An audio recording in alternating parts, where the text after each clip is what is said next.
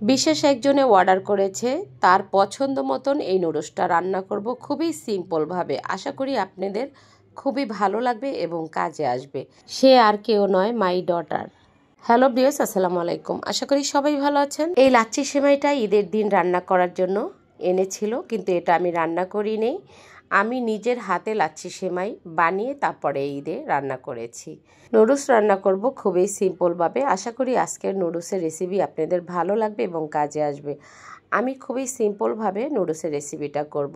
যদি ভিডিওটা ভালো লাগে তাহলে অবশ্যই একটা লাইক দিবেন, আর ফেসবুক পেজটি ফলো করে ইউটিউব চ্যানেলটি সাবস্ক্রাইব করে দিবেন। প্রতিদিন রান্নাঘরে প্লিজ প্লিজ প্লিজ আমার ইউটিউব চ্যানেলটি সাবস্ক্রাইব করে দিবেন, আপনাদের কাছে অনুরোধ রইল। প্রথমে আমি নুডলসটা হাফ বয়েল করে নিচ্ছি।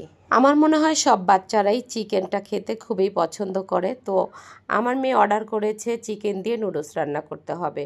চলো একটা ফ্রাই প্যান দিয়ে বাটার দিয়েছি, এবার দিব চিকেনটা আমি লবণ দিয়ে হালকা একটু লেবুর রস দিয়ে মেখে নিয়েছি। তারপর আমি চিকেনটা অ্যাড করে দিয়েছি। লেবুর রসটা দিলে চিকেনটা কিন্তু খুব জুসি হয় খেতে, তাই না?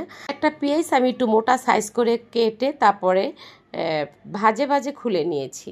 পেস্টটা চিকেনের সাথে অ্যাড করে দিয়েছি। আমি কয়েক সেকেন্ড একটু ভেজে নেব। নুডলসে এভাবে পেঁয়াজ দিলে মোটা মোটা করে নুডলসের স্বাদটা দ্বিগুণ বেড়ে যায়। 1 চামচ দিয়ে দেব আমি নুডলসের মশলা। এই নুডলসের মশলা আমি হাতে তৈরি করেছি, আর আমি নুডলসের মশলাটা রেডিমেড যেটা আছে সেটাও দিব, মনে হচ্ছে একটু কম হয়েছে, তাই আমি হাতের মশলাটা 1 চামচ দিয়েছি। এখানে কিছু গাজর আর 2-3টা কাঁচামরিচ ফালি করে দিয়েছি। আপনারা চাইলে এখানে যে কোনো আপনাদের চয়েস মতন ভেজিটেবল অ্যাড করতে পারেন। আমার মেয়ে অর্ডার করেছে মামনি শুধু চিকেন আর গাজর দিয়ে নুডলসটা রান্না করে দিব আমাকে আজকে। একটা টমেটোর অর্ধেকটা দিয়েছি আমি, আর নুডলসের মশলাটা দিয়ে নামিয়ে ফেলেছি।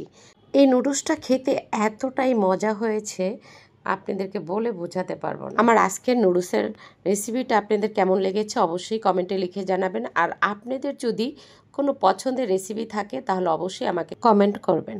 তাহলে হয়ে যাক আজকেই বাসায় একবার ট্রাই। এতক্ষণ সাথে থাকার জন্য ধন্যবাদ সবাইকে। আল্লাহ হাফেজ।